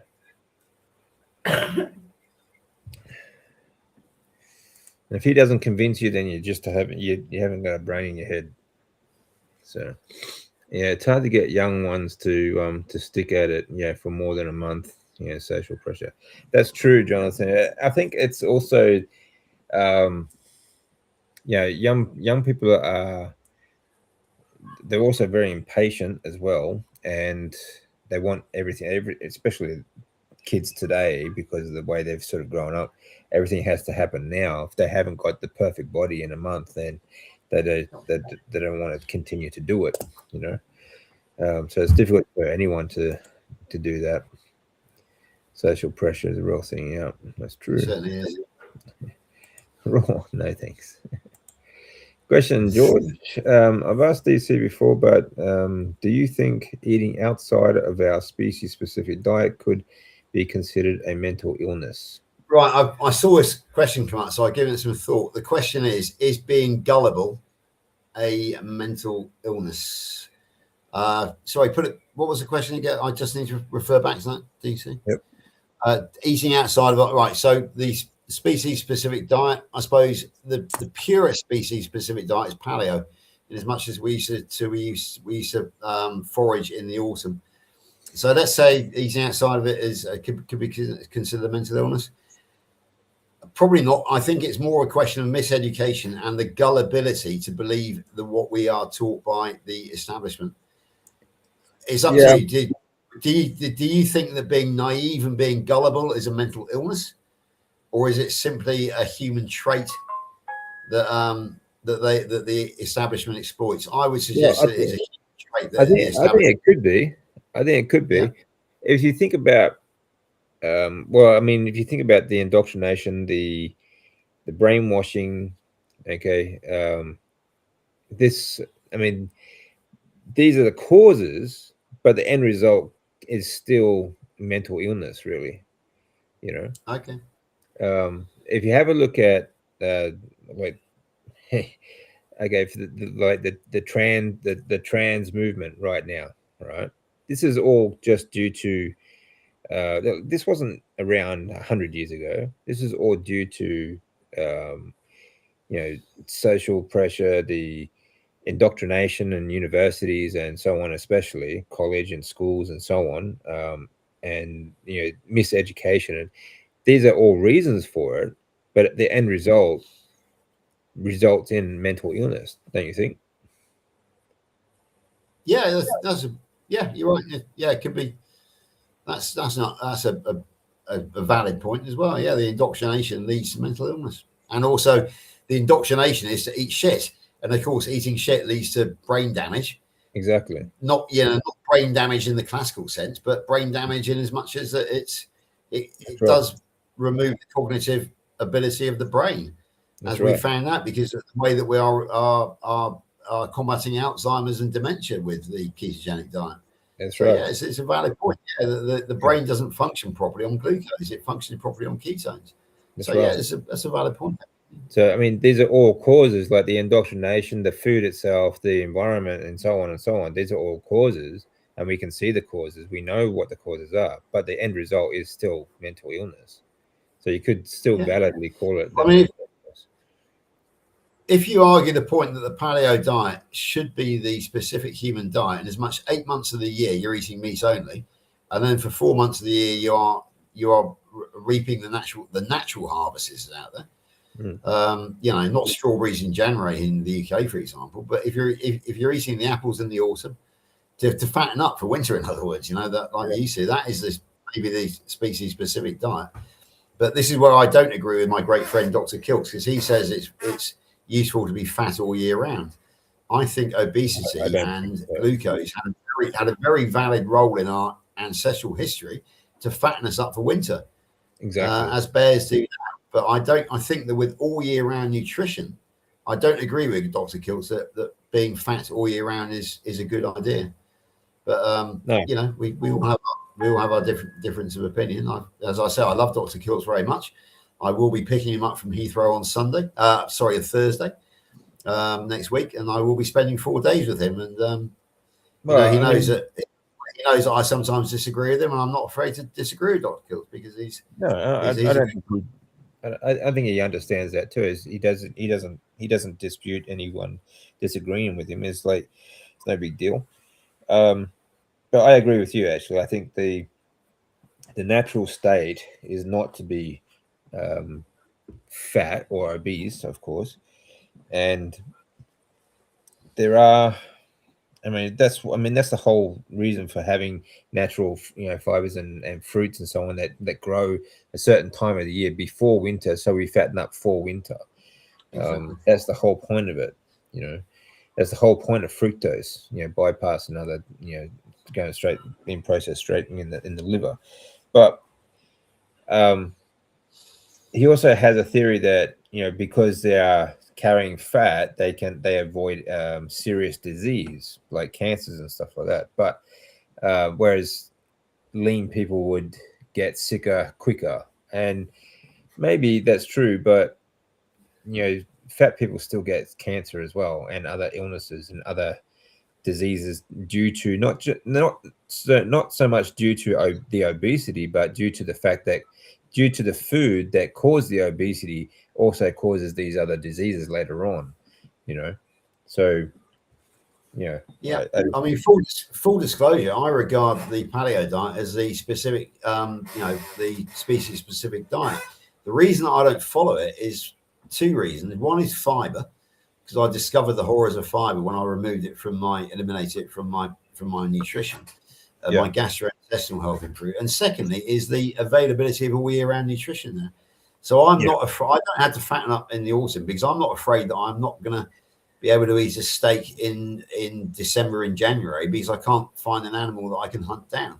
I can go to my local supermarket and hunt as many animals as I want in the forms of steak. Exactly. Therefore, I don't feel the need to reap the autumn fruits and to fatten up for winter anymore. Exactly. Sure enough. If I didn't think I was going to feed between the 1st of December and like the middle of February, or I would find it hard, then damn right I would do. I'd be like a bear. I'd be out there eating the honey and anything I could gather from the wild. I just don't feel the need to now, and so I feel better for not eating paleo. But I absolutely respect it. That's right. Well, we're not living in caves or villages anymore. We're living in townships, and we have supply chains and so on. So there's really no need to go digging up tubers and exactly fruits and stuff. If I was to walk out my front door now, within 3.5 minutes, I'd be through the doors of a supermarket where there is an endless supply of meat. That's 3.5 minutes walk away from me, and it's so therefore it's not like I've got to go out and try and hunt my meat in the middle of January. I just walk out my front door for 3.5 minutes and I'm there. So no need. That's a good thing. Jonathan saying I'm going off playing after the show on Sunday. Fair enough. It's in that respect too. Like when you're coming off, like Jonathan's coming off a show, they're severely like dehydrated and very lean. It's very difficult to sit down and sort of eat a steak sort of thing. Like I think you're just gonna grab whatever you can, and you sort of get to that point when another visitor. Hello, Graham. Good to see you, Hi, mate. David. Hi, George. Hello, I hope you can hear me. We can. Yeah, no problems. That's good to see you, mate. How are you? I've been much away. You know that. Yeah. Been thinking and been learning on my way. So That's yeah. Good. So yeah, I just want to say thank you, David, for your breathing. It helped me in January, February. So yeah. Oh, good. Excellent. I'm glad it helped, mate. Yeah. It calmed the nervous system because that's what I was struggling with at that moment. Yeah. Fear was taking over, and Yeah. I mean, it happens to the best of us, mate. It really does. When stress and fear takes over, anxiety and so on. So breathing is the quickest way to get control of that back, and reduce our heart rate and blood pressure and so on. So I'm glad it helps. If there's a lot more information about that on my Substack actually. If you go over and have a read of that, it might help as well. Yeah, Dave, excuse me a second. I've just got to jump ahead in chat because 3D Cow, who I believe is Canadian, remarks on my Cook Meat Rare Again hat, and he says it looks like a Make America Great Again. Bit of history. I got this from Wyoming. It was a gift from Wyoming last year in the States. It is a play on words. And at the same time, I also got a T-shirt which says "Make America Healthy Again." So yeah, Absolutely right, 3D cow. It is an American hat, and it is a play on words. And I've got the T-shirt as well. So yeah, because I'm the UK ambassador to the United States Carnival UK, I tend to spend more of my time online in the States than I do in the UK nowadays. So yeah, I'm almost like an honorary citizen, which is why we're going to Michigan. Very good. Yeah, I agree. Make America great again. Make the West great again. Yeah. So, sorry, Graham, you were saying? Actually, I just got to get this. Josephine, good to see you, mate. Good to see you. How are you all? Sorry for being late. Sick. Being sick. Think. Sorry, late. Being sick. Think. Okay. It was the ground beef. Oh, okay. Tasted like cooked dog meat. Oh, that doesn't sound good. Yeah, hope all are well. Well, I hope you're feeling better after eating that. Yeah. Oh. So, what have you been up to, Graham? Been working. Yeah. I got time to play around. This time around, I don't have. Yeah. Yeah. So me coming into your chats in the week, that's just me just popping in and just say hi. But there's no more time to play around Yeah. because things got tough a bit at work. So yeah, Been busy. busy. Fair Bee. enough. I have a question for Graham. Are you going to be able to go to the Noakes Foundation event in October in Cape Town? Oh, that's an expensive. Like somebody said, it's for the elite only, so it's very expensive to. Yeah, so it's a very expensive thing, and I think there's going to be 3 days of it. And I see that Kilts is coming through, but He is, I think yes, they yeah. also took off the post, so I'm not too sure. But I did speak to Adam, and I did offer if they are here, I will take them around wherever they want to go to. So yeah, let's see. Yeah, Adam Lacey of Healing Humanity, I presume, yeah. Exactly. Yes. Adam, yeah, because Did he's doing the Nutrition Network practitioners course at the moment with Tim Noakes. So yeah, as is Linda Vokey of Healing Humanity, as is your compatriot who now lives here, Louise Benning. She lives not far from me now, but she is Afrikaans herself. Yeah. So yeah, she's been invited, but she, again, like yourself, she thinks it might just be logistically impossible. So we shall have to see. Yeah, we'll have to see when the time comes. So yeah. And and the ticket is only for early bird. So if the early bird is so expensive, what's the normal price? Yeah, exactly. Quick point on Afrikaans, Graham. Louise has an Afrikaans butcher near where she lives, and she took me to visit him the other day, and it was a great experience. He is very anti-carnivore, even though he's a butcher. He wants to eat his variety of stuff. So she made me show him my publicity pictures with the before and after, and he was reluctant to look at them because then he would have to believe, wouldn't he? But just a quick note on that: I had my first ever picanha, which came from that Afrikaans butcher. So yeah, it was a good experience all around. It's wonderful being a friend of Louise because she is sort of like she is so dedicated that she looks around for new butchers all the time, new experiences. It's just great to have her as a very strong ally of mine here in the UK. She makes things happen even more than I do. I'm kind of an amateur compared to her, but I'm full of admiration for your Afrikaans friend Louise. So there we go. I'd take She's an awesome person. She's an awesome person. I did write sometimes emailing her. So yeah, awesome person. Yeah, very much so. It reminds me of a butcher near where I used to live in Sendai. Actually, when I go back, I'll be living near there too. But this butcher, he has like all kinds of meats from all over the world, like bear meat, camel meat, crocodile meat, kangaroo meat, all kinds of meat. So I'm gonna next time I go back, I've got to do a tour of all these different meats. I think. George, apparently you're looking like Benjamin Button, I mean. Okay, yeah, fair enough. I don't know much about Benjamin, but I guess I'll take it as a compliment, whatever it is. Yeah. Chips can stick in my throat, especially reheated. Yeah, It's like the worst kind of chip. I mean, you go to a fish and chip shop. Obviously, they cook them in these, uh, you know, repeatedly Oils. reused seed oils, Exactly. or you get those frozen oven fry things, and you cook at home, which are all coated in seed oils, and have all extra potato starch and all that sort of crap in it as well. These things are absolutely rancid. Yeah, toxic. Howdy, Lenny, George, and David. Thank you, Josephine. Good to see you. Question from Jonathan.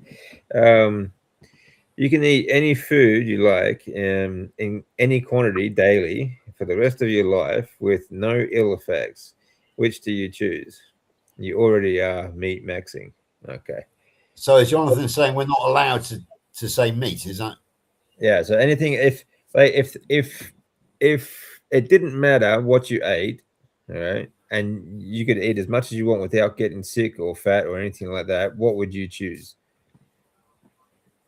I can't remember is the answer.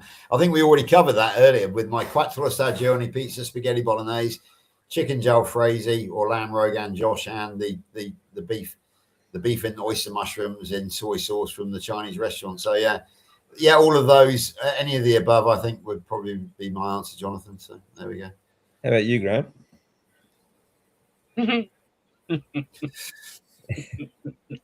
I'm learning.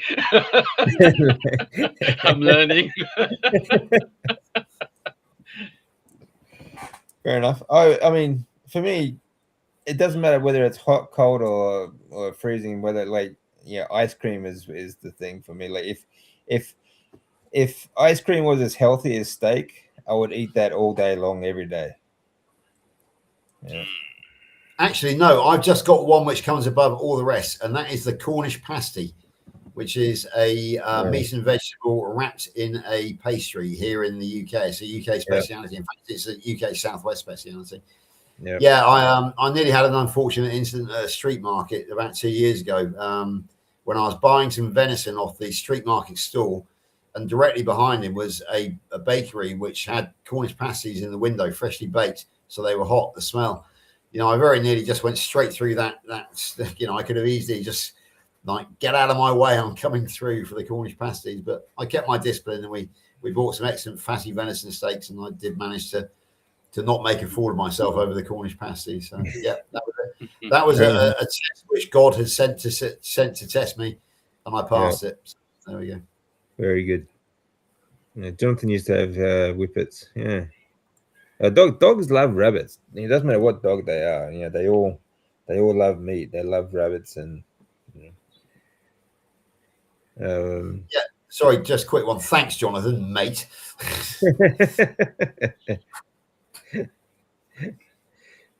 Jenny says she only gets sex education from Bob's channel. There's no escape.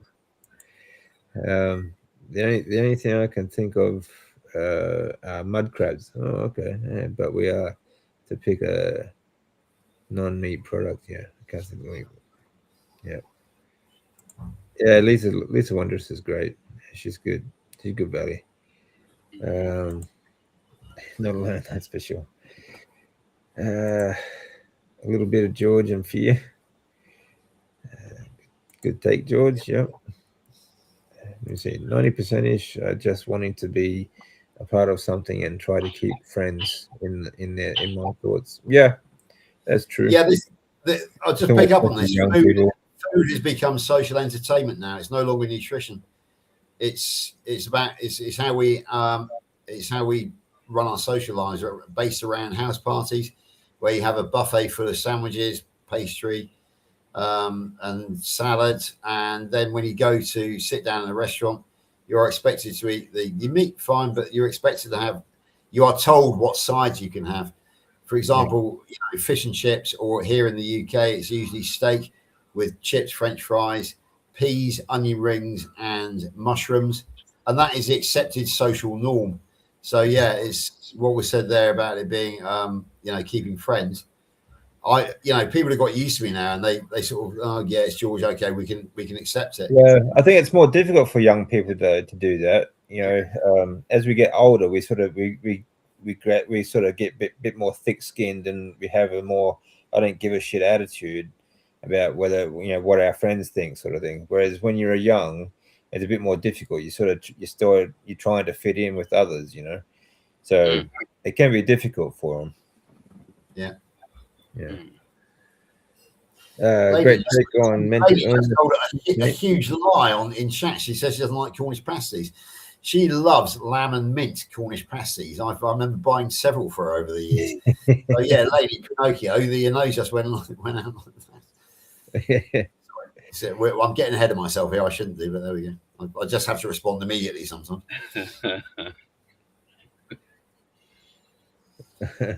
As Geordie, she talks differently now, like the kids at work. I had to pull her up. No kid of mine will talk or act like a teenager's. Yeah, fair enough. I get that. Cool. You dealt with that, yeah. Eddie Cow. Yep, here's Make America Great Again. Oh no, the internet keeps buffing. Oh, sorry about that. Thank you, Josephine. I really appreciate that. Thank you very much. Every little bit helps. Yep.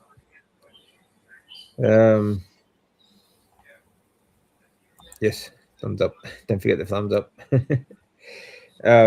Yeah, so let me see. I'm trying to catch up with some of these comments. I nearly did too. These.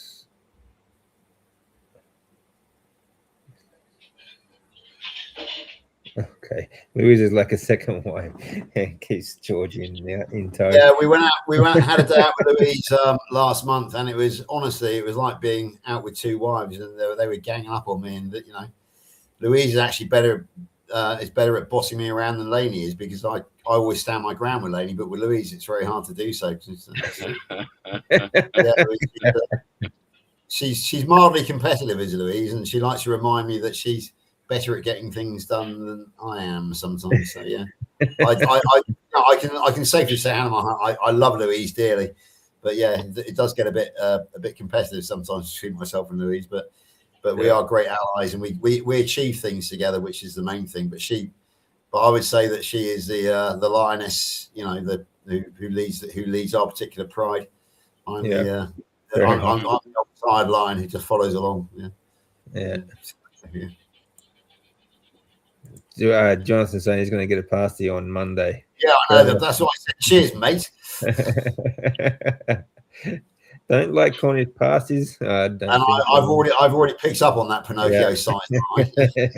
She's a liar. I think she's trying to convince herself, mate. I think you're right.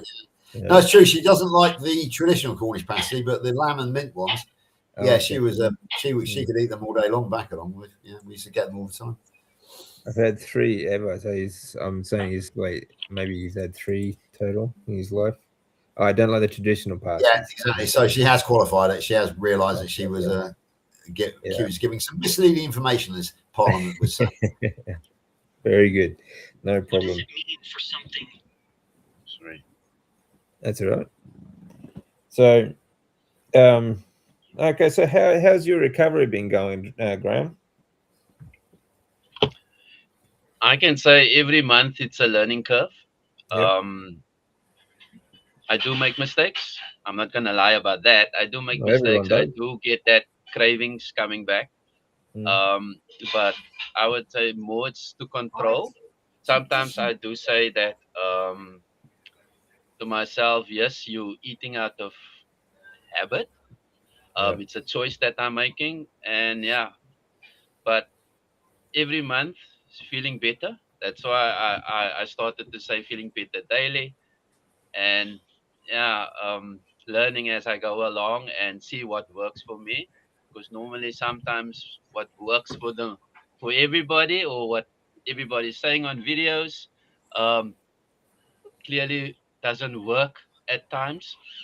So that is something that I've learned in the past time that I was now sick and trying to recover, and I saw that, and I had to shut down YouTube for a while to just get into my own zone and start testing, trialing, and see what works for me. And yeah, it's now June. January, I was at the point where I think I was dying. It's June. I'm feeling better. I'm feeling great, and I'm feeling like alive, I would say. And all because of switching slowly to carnivore. I would say I was a carnivore. I stepped off, and I think you could remember, David. I was complaining about head pains and stuff like that Yep. in last Oh, my. January. That blew up. That blew up for me. Landing up in hospital, blood pressure over the limit. Let me rather say over the limit, and obviously thinking I'm having a heart attack. At the end of the day, it was my body shouting and saying it's adrenal. My adrenals is messed up, Yep. and from there onwards, the recovery phase. Once I've known what was the cause, it was the recovery phase. And funny part is, the shoulder pains I spoke about last year, that disappeared. Currently, it's still gone. And yeah, but slowly but surely, the carnivore way, I'm not saying it's carnivore, I'm saying that the carnivore way is helping me recover slowly but surely. Well, that's it. Well, that's good, man. Yeah. Yeah. I mean, Yeah. you're So always going to have trials. We always. Oh, oh, sorry, go on. I'm All butting right, in. Lenny, what are you saying? As I come to defend myself, I do not like Cornish pasties. Traditional ones. They are all pastry and dog meat. Yeah, just a quick cultural lesson here, folks. The traditional Cornish pasty is ground or minced beef with onions and potatoes and swede and that sort of thing. There is a steak Cornish pasty, which I particularly like, which is chunks of steak with the swede, the potatoes, and that's a good one. And then the lamb and mint. So you have lamb either diced or ground or in steak form with the mint flavour to it. So yeah, there are different types of Cornish pasty, but the traditional Cornish pasty is ground or minced beef, and that's the one which I don't particularly like, and which Lainey doesn't like either.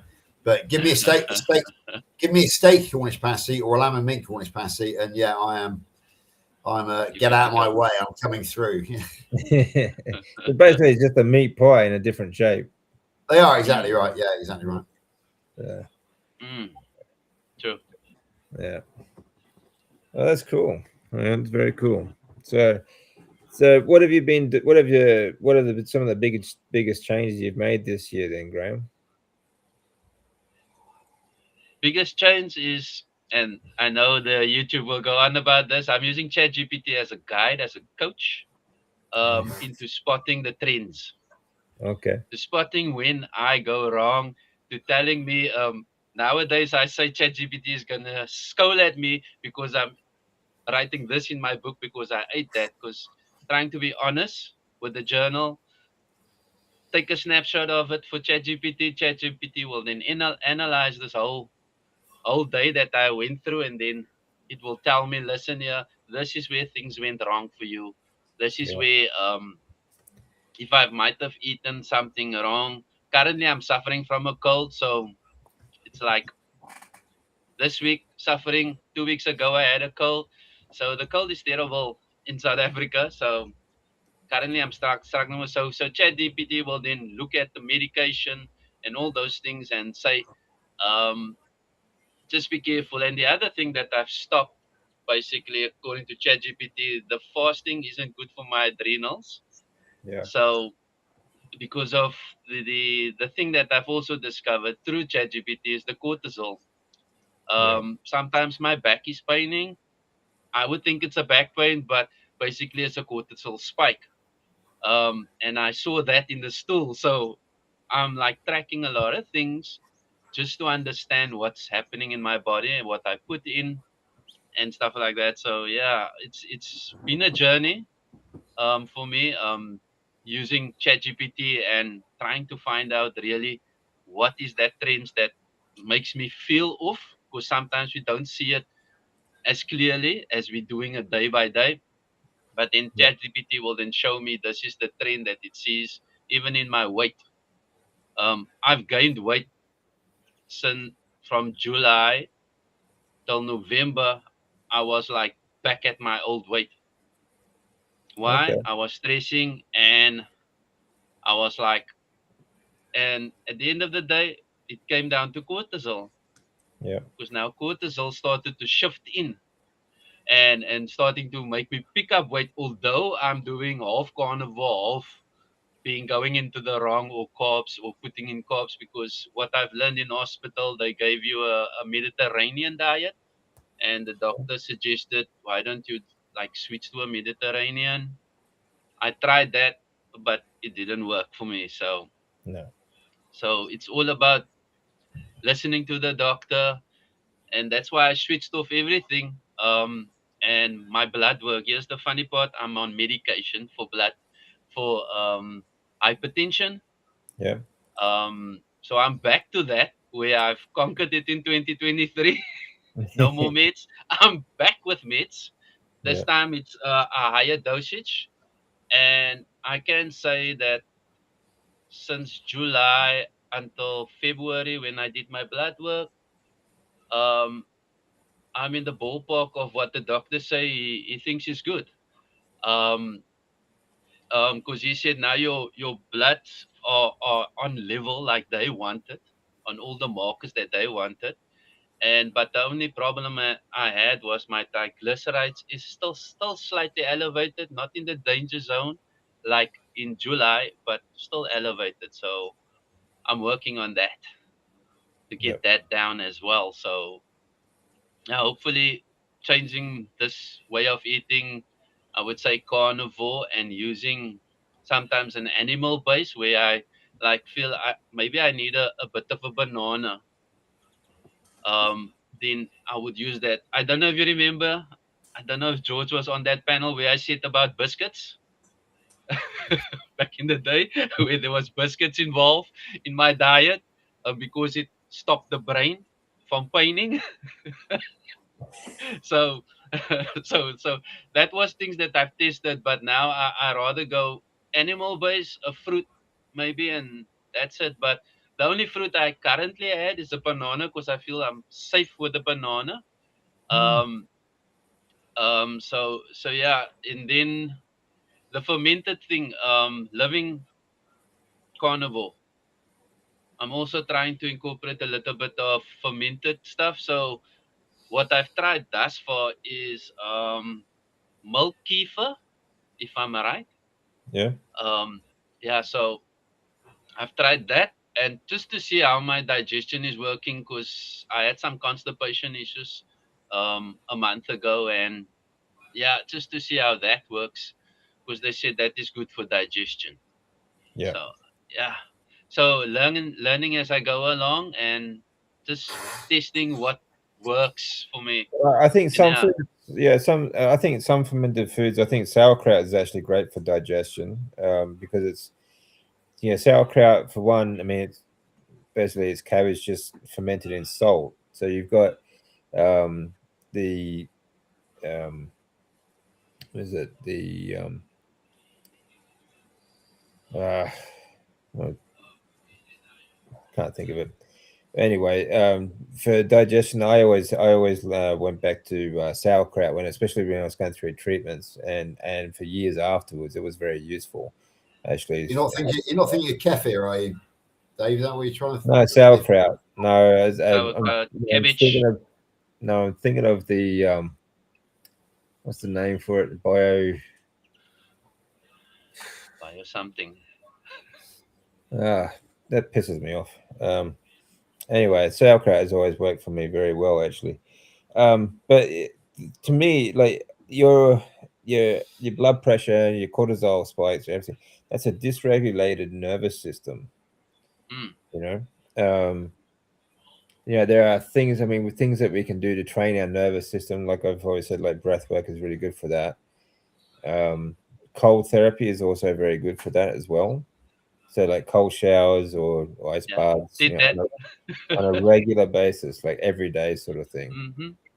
Hmm. Um, But down regulating breath work, if you can do that every day, say 2, 3 times a day, it's going to make a very big difference to you, especially to these cortisol spikes and to your nervous. Like it'll teach you to help. it will teach you to regulate your nervous system yourself naturally. You know. Another good thing you could do is just check on your sleep. Are you sleeping? Are you breathing through your nose while you're sleeping? It's through the nose. Yep. So Sleeping on my back through the nose. So best way to sleep. yeah, good. So because Yeah. that's, I mean, I still tape my mouth shut just to make sure. You know, I mean, just I use this surgical tape. I use just a little bit of surgical tape, just strip down the middle of my mouth, just to tape my mouth shut every night. That makes a very big difference, you know. Because if you wake up with low CO2 levels in your blood, then you're going to have a dysregulated nervous system as soon as you wake up. You know,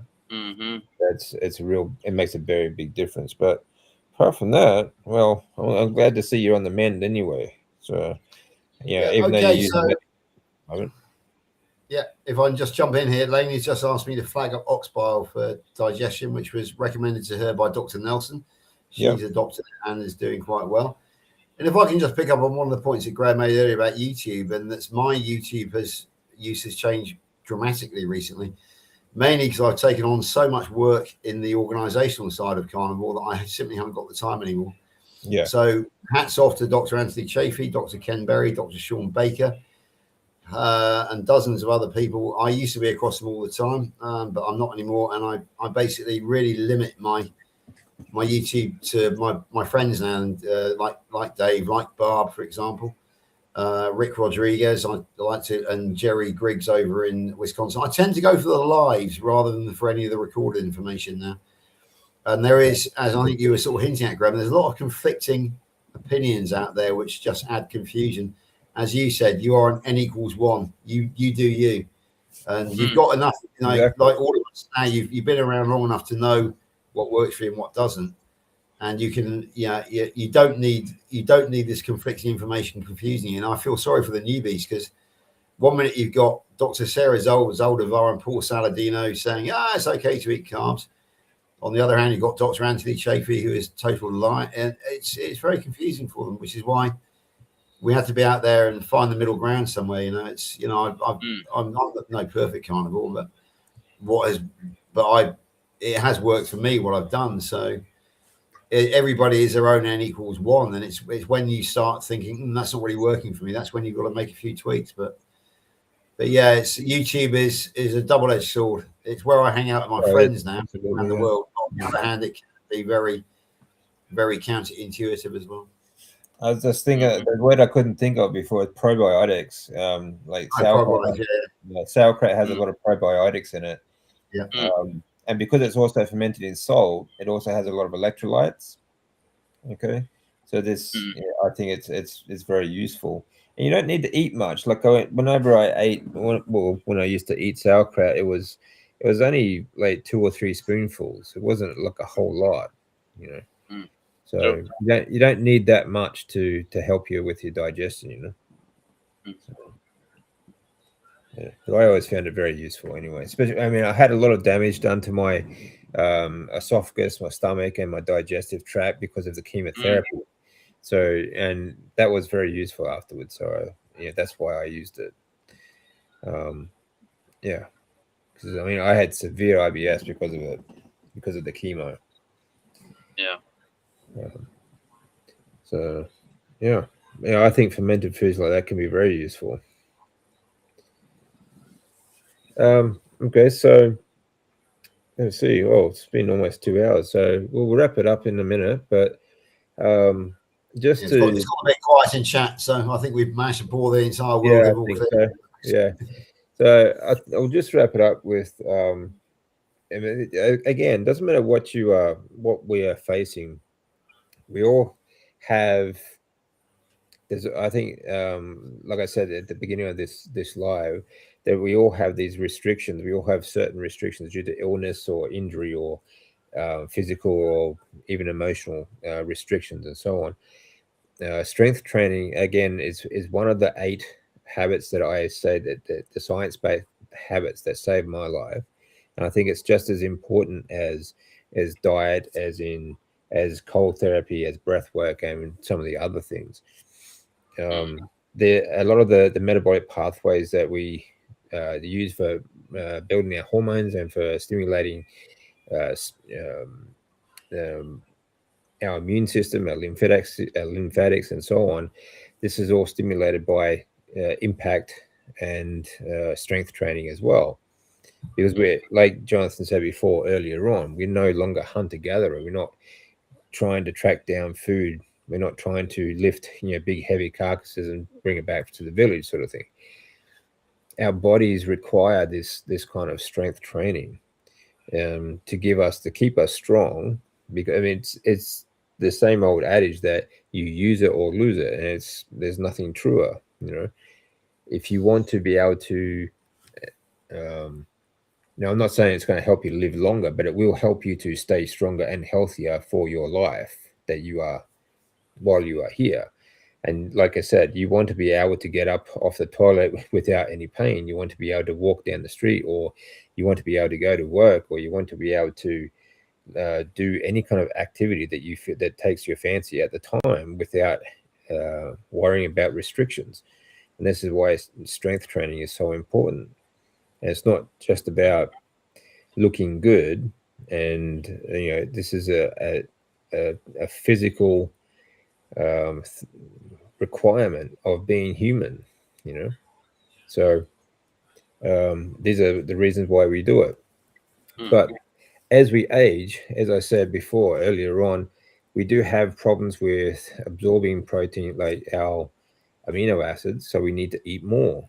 So as we get older, by the time you reach 65, you may need to eat like double your load in protein or amino acids. Okay, depending on what your physical condition is like as well. The more active you may need even more. If you have a larger amount of muscle mass, for example, you're going to also require more proteins as well. So this will be like, on average, if you're a younger person, you might do like 2 to 2.5 grams per kilo per kilo of lean body mass, for example. But as you get older, you may eat a lot more than that. So don't be afraid to eat a lot of meat. Don't be afraid to eat a lot of protein. And of course, you also need your fats, but that's for a different reason. Then of course you may not need to. You may not want to train as much as you did when you were younger, but you also don't need to. As you get older, you don't need to train 3 or 4 times a week or 5 times a week, depending on what your goals are. Your recovery time will be longer as you get older, but that again, as you get fitter and stronger, you get the same adaptations as you would as if you were in your 20s or 30s. So it's more of a neural adaptation, and muscle and joint and bone tissue and all that sort of comes along with getting fitter. So you may start out as doing once or twice a week and having longer rest periods, but you may build that up and have shorter rest periods as you get fitter and stronger, the same as you would when you were younger. It would just take longer to get there, that's all. So there are things that you will have to sort of do a little bit differently, but that doesn't mean that you should give up and not bother doing it. It just means that if you take these into account, these small changes into account, you can be just as effective. So I mean, there are people now, like in their 60s, 70s, 80s, and 90s even, that are doing going to the gym on a regular basis, lifting heavy weights and doing whatever other sports as well. So if they can do it, if it's humanly possible, that means that you can do it too. So I think it's one of those another good reason that we should stay active as we get older as well, to keep those processes going. Anything you guys want to add to that? No, I think that's pretty much covered. We had a good session this morning, as always, on a Saturday. Yeah. And once again, I'd like to point out, as a UK ambassador, we have a tri-nation panel here, and it's great. It's South Africa, Australia, and the UK. It shows that we are a truly global revolution now, and it's a privilege to work with you guys from the overseas from my point of view. So that's it, really. Yeah, absolutely. I agree. It's great to see you again, Graham. It's been good. It's been a long time. Yeah, it's been a long time. Same here. Great to see you guys, and thank you for allowing me to come on the channel. Oh, anytime. Yeah. Always good to see you again, George. So thanks again for joining us for the chat. Yeah. So I hope you guys have a great weekend. It's getting late here, Saturday night. So we're going to sign off for tonight. And thanks everyone for joining us. Thank you.